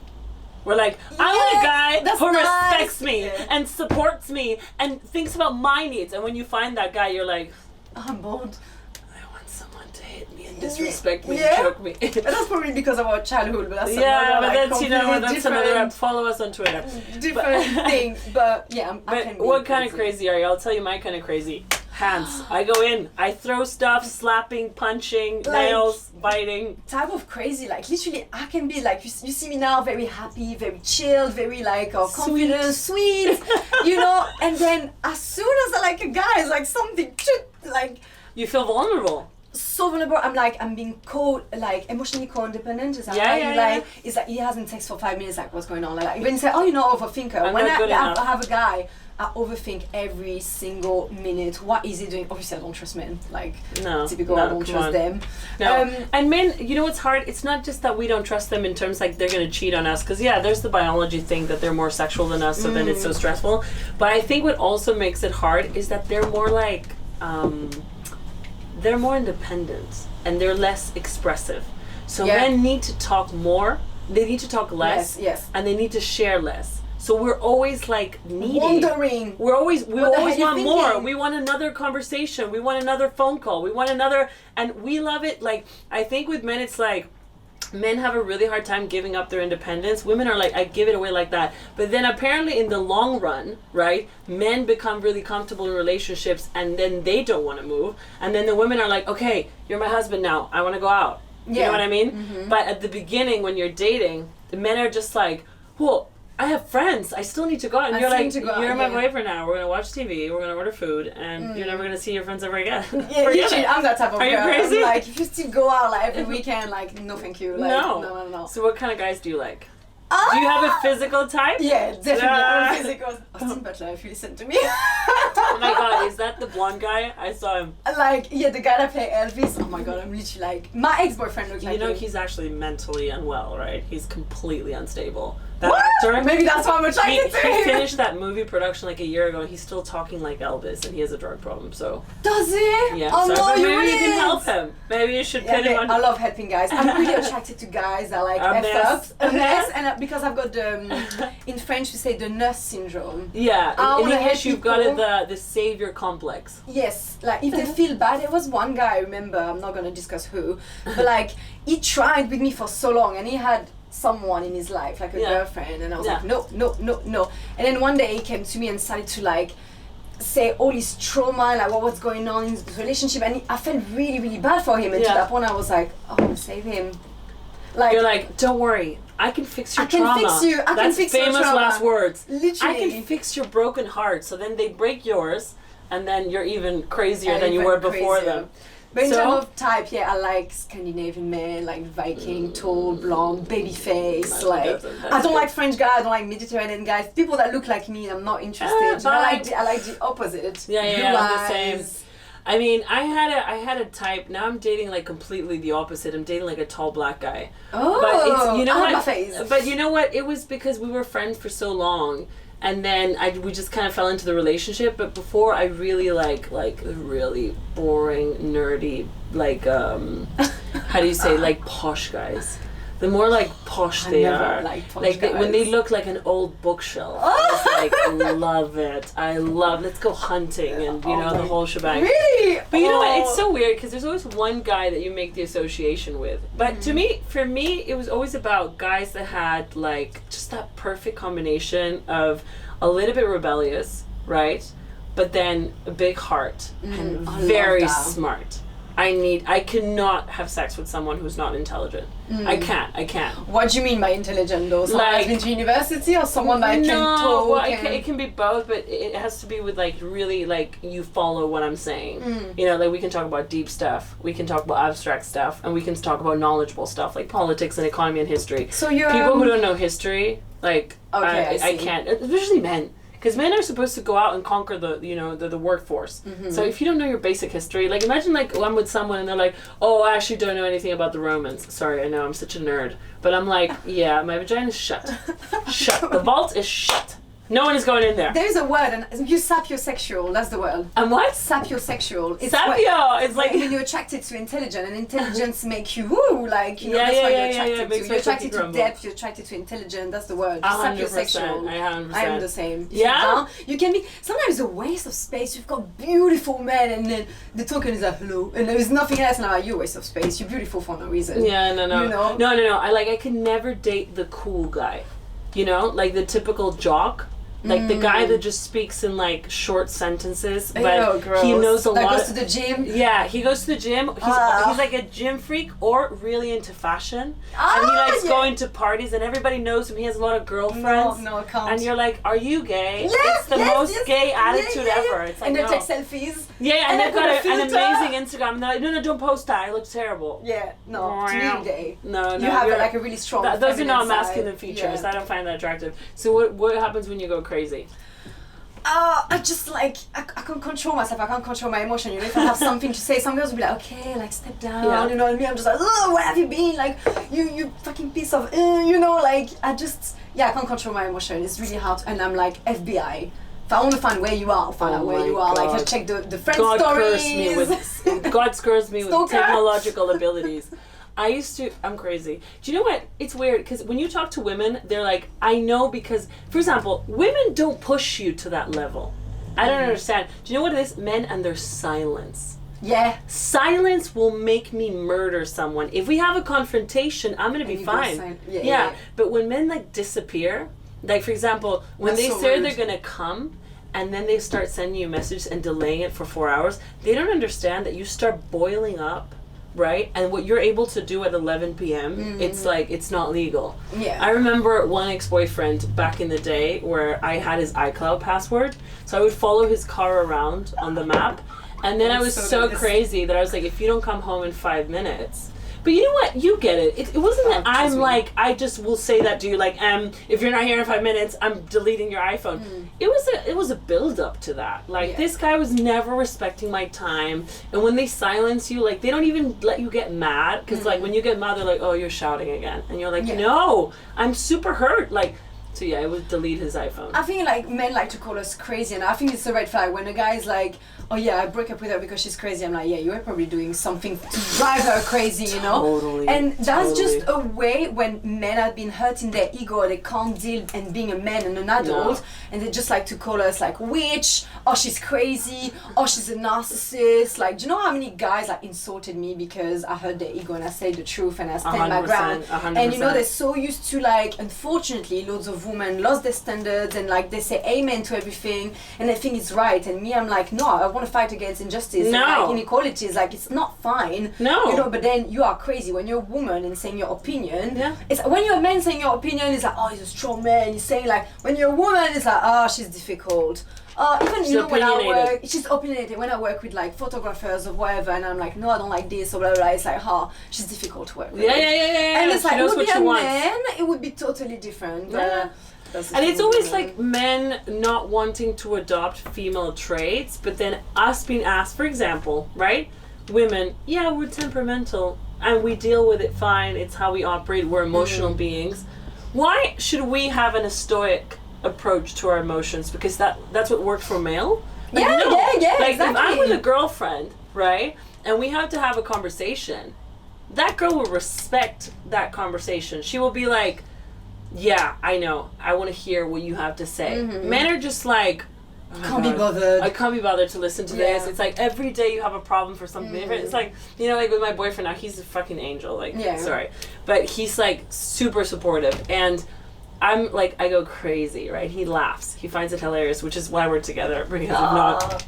And so, you know, I start like screaming, right? And he just finds it super funny. But then, you know, I'm happy afterwards. And I tell him, do you see that my demands are not infinite? Yeah. I have a certain amount of demands of how I want things. And once those are fulfilled, happy days. Happy days, yeah, but exactly. I don't make trouble out of nothing. Because, you know, I've had it with so many guys that they were like, you get mad out of nothing. Like, for instance, today, right? I'm getting ready for the show. I'm doing my hair and makeup. It takes me like an hour and a half, right? On top of that, I have to come all the way to South London. And he lets a construction guy come into our flat because he's changing the radiators. And then he's in the room having a meeting. And I'm like, 3, 2, 1. And I'm like, why didn't you tell me he was coming in? And then, you know, he kind of realizes, because you know what? And I said, that's the annoying things that women do. I would have been like, hey, where do you have to do your hair and makeup? Are you going to be doing in the other room? Because the guy with the radiators is coming at 9. What time is your meeting? They think that's like a waste of time. Yeah. That's a waste of time, having those conversations about timing and about things. It's just like, oh, you texted me again and again. Yeah, but then what happens? Neglection. And then but we're very considerate. I'm in my row, and the guy just walks in on me, and I'm just like, this is what happens, and I have to pay the price. Anyways, you know how it is. Yeah. They drive us crazy. Drive us crazy. I'll tell you what you said about a red flag. Any guy who says, my ex-girlfriend was crazy, and they kind of give you that vibe of like, I survived her. I'm like, red flag. I've heard enough. Bye. Yes, you're the problem, sweetie. Because you know what? If you actually did survive a crazy person, and if you actually did have the bad experience, and you're a noble, mature person, the last thing you do is go trash her name with a stranger. You're not bothered. You're like, I can talk about a million things today. Yeah. And also going up to a strange girl I've never met, and also that's my favorite thing, men who like to play the victim. Yeah. Because I think like anyone playing the victim, I'm not a fan. Like nobody's a victim of anything, okay? But men, they're just like, and then they tell you stories, and then my favorite is when they give you an example. They're like, she was just like crazy. And you're like, like what? One day she was just like, oh, I don't want to eat today. Yeah. And you're like, wow, schizophrenia. She's so mental. Crazy. Yeah. She's crazy. And then she didn't eat? No, she was eating my food. I said, but I can order it for you. God, your accent is so good. You're like, fuck off. To me, a grown-ass man would just be like, it didn't work out. We didn't see like eye to eye or something. No, we had a good 4 years, but then we parted ways or whatever. And also, and if you do want to have a deep conversation about my ex, because maybe you and I are more serious, then we can go into depth of what I learned. But like, oh my God, when they, and also, I had it with my ex that he would call his ex-girlfriend like the B word. And he dumped her. I should have seen that. I walked past those red flags like the United Nations girl. Sometimes we don't want to see it. We're just like, oh, let's pass it. And then you're like, ew, I should have, you know? Yeah. What about dating nice guys? The guy who you broke their heart. Do you know what? My last boyfriend was a really, really nice guy. We stayed together for like 1 year. Yeah. And I still feel terrible for the way I treated him, because I think I was toxic as F, you know, like I was never happy. I was always complaining and that. And till to this day, you know, like he has a girlfriend now, and I still text him, be like, I'm sorry for the way I treated you. He still responds to me and be like, don't worry, you're a good girl, I know you're gonna do well. And like, he still responds when he doesn't have to. Do you know how many ex-boyfriend I'm still waiting on closure, and they can't even apologize to me, and I still have him. But the problem is that he was a nice guy, but a very simple. He was a construction worker, you know, like he didn't have many like debts or like trauma. He didn't have ambition, so I was a bit bored even in terms of conversation. But he was the sweetest guy to me, and you know, he was not rich at all, but he would go out of his way to treat me like a princess. Aww. Like it was COVID, I was not working, he was still working, but I had this like weird thing of like walking alone. Like COVID did something crazy to my brain, you know. I didn't want to be alone. Yeah. And then he would be like coming home like so tired, but he was still going to walk with me after work. You know, it's just simple, silly things. Oh my God, that's like a big some deal. men would be like, I can't be bothered. You know, he was so considerate and so sweet. Yeah. But usually like nice guys, I found them not very like passionate and you know don't have that thing. What you want to know is like, why is this guy nice? Because he's desperate.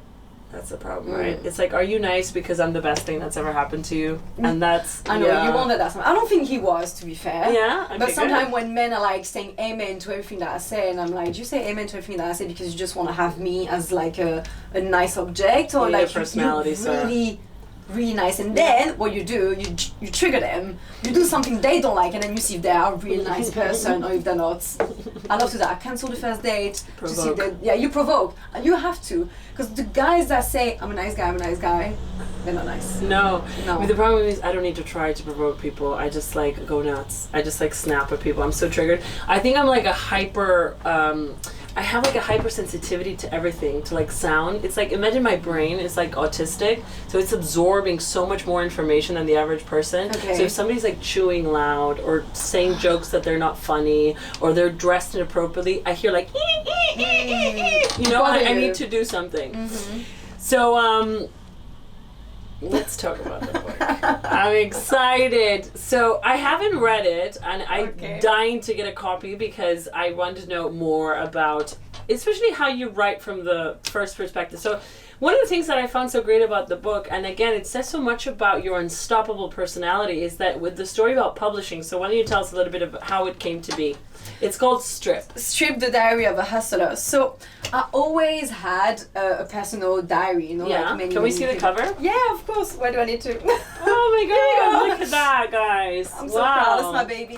Why did you choose this picture? What does that say to you? I hired a company, like an editor, so they did the editing of the book, and then they had a designer, and we just like pitched a few ideas and that, and then they sent me the picture of that girl, and I was like, she's got death in her eyes. Like, I like it. It's not me at all. Yeah, she looks very dark. But like, I was like, I like it. It looks cool, you know? Yeah. I'll show it over there. It's amazing. Yeah, it's a pretty big book as well. How many pages?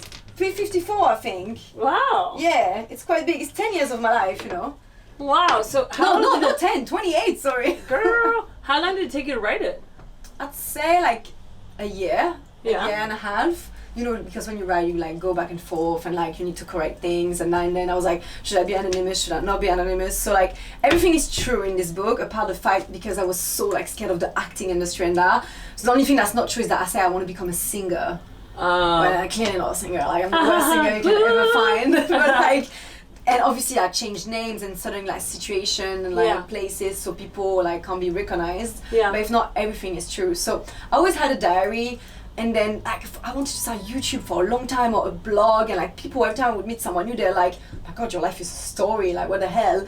And like it was in the back of my head, I was like, what should I do?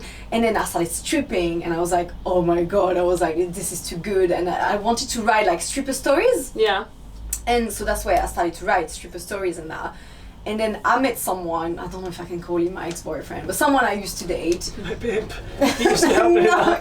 Yeah, he used to help me out big time, but it was really nice.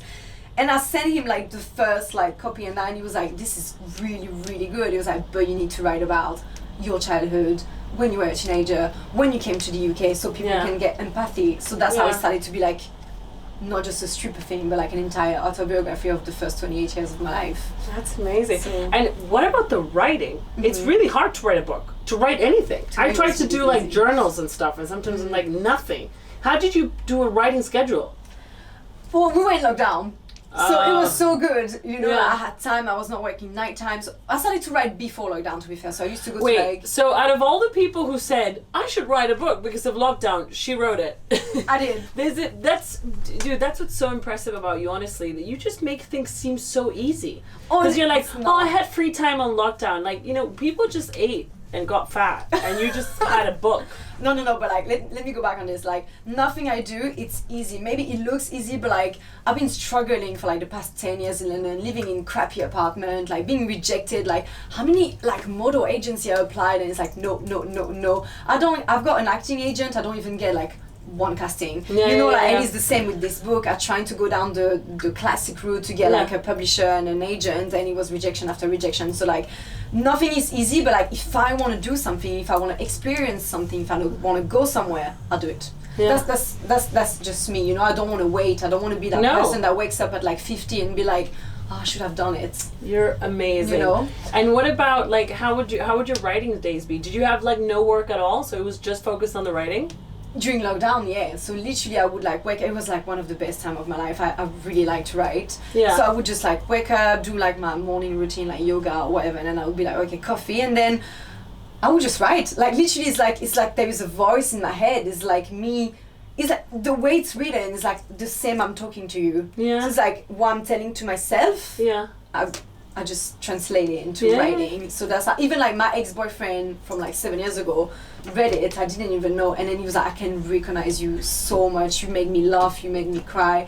And he was like, it's you. You're not pretending. Did he find the book, or did he find it through you? This is such like a crazy story. So that ex-boyfriend is that kind of boyfriend that I will never forget, and I think he will never forget me. You know, it was like 7 years ago. We're young, in love, crazy, like. I never had any other guy like him ever, like after, you know. So anyway, we broke up 7 years ago, but after like the first 2 years after we broke up, he would always come back, and then we'd sleep together, and then and then we didn't speak for 5 years. Like literally it was like we didn't speak. I was like, you're a dick. Oh, sorry, you're a dick. And I thought he was hating me as well. I thought he was looking down on me and that. And then so when I was anonymous, I created an Instagram for the book that I was not really promoting. I was not doing anything about it. But funny enough, the book Instagram got suggested for his Instagram. Oh, I'll tell you, that's actually because of algorithms. Algorithm, I guess, but we're not in contact. No, but you know what? They're horrible. They'll take him from your contacts. Do you have his number? No, I didn't have his number. He didn't have mine. No. Well, but we have friends in common. What about Diary of M? Does he follow Diary of M? No, of course not. He's probably stalking me. God knows. Stalking me. God knows. He's a fan. And so obviously on the pictures of my Instagram, you could not see my face or anything, but he was like, I recognize you straight away, and he got curious, so he clicked on the link, and then he was like, I need to read it. So he bought the book back in February. Yeah. And only in June this year, he contacted me to tell me like, congratulations.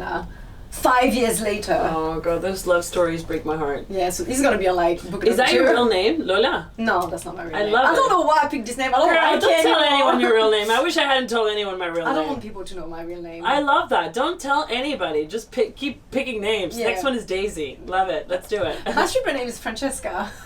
Francesca, you look Italian. I am half Italian. Ah, no, but your accent is so cute. So cute, French. So I want to go back to something that you said that it kind of made me think, and I think it kind of relates to just, you know, this emotional intelligence that you have and the way you tell your story through experiences and people. You said lockdown put me in a funny mental state. What happened? I just got scared of everything. Like literally because I was in such crazy like paranoia.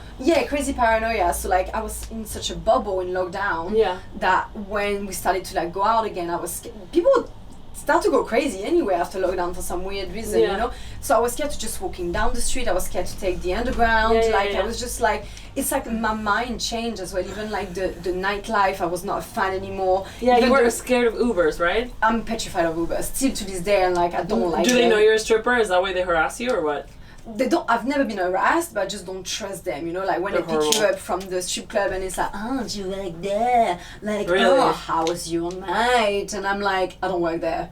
Literally, they pick me up from the strip club and I'm like, I don't work there. I'm being like full on B face, you know. So it's like, I don't want to interact with them because you don't know like how men's brains work. You know, they're gonna get excited or whatever. And they're also so weird because no offense, most of them are Muslims, which they have this really weird relationship with taboo sex and whatever. It's like Dubai is the perfect example. Mm-hmm. It's like on the one hand you can't drink, but then everybody's there is naked. So it's like, guys, pick a side. Are you into sex or are you out? Yeah. Like, don't start like, you know. I know. You're still a Uber driver and you should just be professional. Yeah, professional. You're working, I'm not. Take me home. I mean, to be fair, it's got nothing to do with religion, but you know, I know what you mean. But I had even like white guys or whatever. But it's just they have. I don't know, to me, Uber don't even control them, they don't check their background, and I feel like that's so wrong, you know? They're creepy, they're super creepy, They're very creepy. And if you think about it, you're in the back of a car of a stranger. Yeah, I'm actually insane, because I actually will fight them when they do anything. Like, a guy will tell me, like, don't knock the door, yeah? Don't bang the door. And I'm like, you think I want to get in a car with somebody who talks to me like that? You crazy lady! One guy asked me, like, you're not normal. But yeah, I go crazy on Ubers. Yeah. It's part of my temper. I understand you. So, like, because I'm really, I kind of related to what you said about being in a dark headspace because something happened to me too. Oh. So I had a traumatic breakup. Like, the one that, you know, like how people describe war, right? That it's like just total poverty of the spirit, just a state of darkness. Like, there's just no hope and just like your serotonin levels lower and you're in survival mode. So I had a really bad breakup at the end of 2020 and then I went back home and literally like just the betrayal, the heartbreak, the oh my god, it was like I've been heartbroken before but I didn't know like it got worse. Yeah. I'm like, I thought it was just kind of that's as bad as it gets and you kind of stall. So yeah, I was feeling dark inside my head and I've been to weddings, parties, beach. Like, you look at my Instagram and it looks like... Fantastic. Yeah, it looks like I was the happiest. But I remember just, honestly, inside my head, it was a horrible place. And I think that happened to a lot of people. So I'm not surprised. Yeah. Where were you emotionally at the time? To be fair, lockdown was okay. It was the after lockdown. 2021. Like, when we all came out and I felt like London was weird. I didn't vibe with the same people anymore. Weird. Even like going to like the places I used to go, I'm like, what is that matter? You know, I think I just had a bit of like a spiritual awakening and it was the same as you know, it's funny and I always tell the truth to people. They're like, oh, you seem to do amazing, you look so good, oh, your life is amazing. I was like, don't believe the gram. I'm depressed as F. Last year, before, so like September 2021 until June 2022, I was a complete mess. No desire for anything, no desire for acting or writing or meditation or doing anything. I just wanted to be in bed and watch movies. So yeah, the after lockdown was really, really hard for me. I had a really hard time with London as well, because I think cities like London and New York are the ones that change the most. They suffer. Because they are so packed, and like so much of what we do is about social status, right? Yeah. I remember before the pandemic, like which clubs I could get into, which restaurants I went to, how I dressed. It was all about, I'm like, oh, these people, that people, this place, oh, I know this person. That just disappeared. Yeah. And then it's just this island that looks like a swamp. And then slowly, it was so weird and mixed. I remember like, you know, this whole thing about the reservations because of COVID, it really mixed the crowds. And in London, we're about, you know, status. You want to be with the crowd that you want to be with. If not, it's a jungle. And and then the fact that I left for so long because I went traveling and I went back home, and I came back and I was like, where's my London? That made me feel so homeless. Because it takes, you know, you make the place you live a home, and that takes work and you know, you a long time. It took a long time. So I was like, I'm not coming back to London. I'm definitely not going back to Uruguay. And I'm like, where am I going to live? I feel exactly the same right now. London is not where I used to be. London is not still as cool. isn't. No, it's still not. It's better, but it's not like people are going crazy now. Like I feel like I left France for a reason. Like so I'm from Marseille, and it's very unsafe, especially for female. And you know, like people are crazy, and I feel like London is becoming like that. And I'm like, no, I mean, it's still way safer than France. No, of course. But I feel like it's becoming like that, and people are like becoming crazy and agitated and angry and not polite, and there's more and more like druggies people. Like even just this morning coming here, like it was 11 and people were already like completely out of their head, and I'm like, why, you know? No, and also it's kind of like I used to think London was glamorous and rich, and everywhere I went to, you know, coming from Uruguay, everybody was like, oh my god, you go to like such fancy places. Even my gym was kind of bougie. And now I went to Uruguay and I'm like, London is falling to pieces. Like Uruguay is nicer. At least you've got nature there. Like I feel like there's a huge crisis, and it shows. And it's still really expensive. It's more expensive than before. And I'm like, why should I pay so much money when I'm not even safe? It's so much pollution. Like I don't live in a crappy apartment, but loads of people, you pay loads of money for what? And it's like, you know, you go places to feel, and people are like, oh yes, Scandinavian countries so expensive. Yeah, but it's expensive for a reason. They've got nice air, they've got nice people, it's very safe. I was alone in Helsinki, I'd never been there, and I was walking down the street like it's on the place, you know. And as a female, you know, men don't even dare looking at you, you know, and you feel so good, and have good quality of life, even if it's not very sunny. So there is a reason why it's expensive. And then I'm like, why should I pay so much? No, it makes for no sense. What? There is no sense. No, it makes no sense. It makes no sense.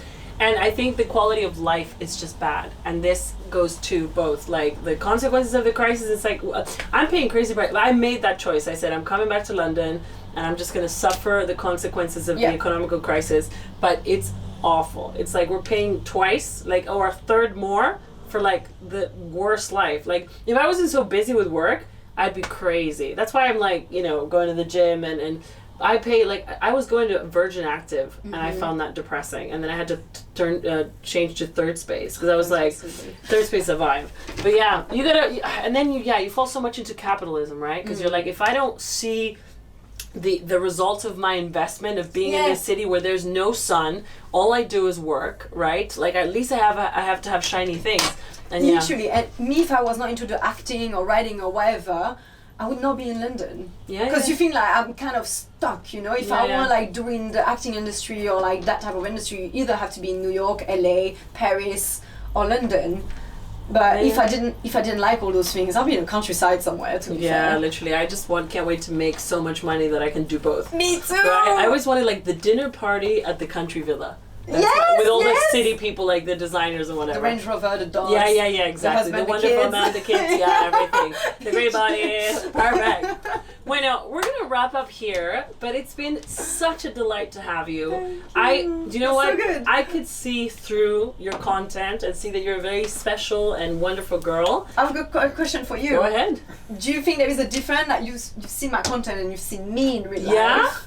Any difference? Any like was you expected? I'll think tell I'm you what honest? though, Yeah. you're a lot more approachable in person. You do look a bit more like, you know, like kind of mean. Not mean, but you know what I mean? On social? Yeah, yeah. Oh, okay. You definitely look a lot more like serious, right? You're just okay. so sweet, right? And on social media, I think it's like more, like you've got a great sense of humor and it's very witty and you're so quick. And then sometimes the shots of yourself and your remarks are a bit like, I think that's also the French language. Oh, yeah. French is always like, it kind of sounds negative when you translate it to English, but in French it's kind of how they talk. Just honest. Yeah, yeah, yeah. And I think especially like if from America or England, you know, that's why I don't really have like American or English girlfriends. Yeah. Because to them I'm too much of a dude. I'm too much. But you're very straightforward. To be fair, you're very like but like with like English female or like impossible. American, it's like, oh my god, it's so rude, and I'm like, I'm not rude, I'm honest. No. But I don't think you come off as rude. I think you come off as like, you know, like Eastern Europeans that they've got this kind of very strong. It's but like kind of dark. blunt. Yeah. Blunt. Yeah, but you're just like, you know, you're like a flower. You literally look like a pink rose. If you were, stop it! This is like your kind of, if you were an object. If I was an object. But yeah, okay, it was so nice to have you, and Thank you you can so come back much. anytime to either of our shows. Anything you want to say before we go? Follow me on TikTok. Social media Yeah, and YouTube. Well, guys, thank you so much. It's been a delight. And remember, we're here every Monday from 12 to 2 p.m. at lovethebeatradio.co.uk. It's not me, it's you. Bye. Bye.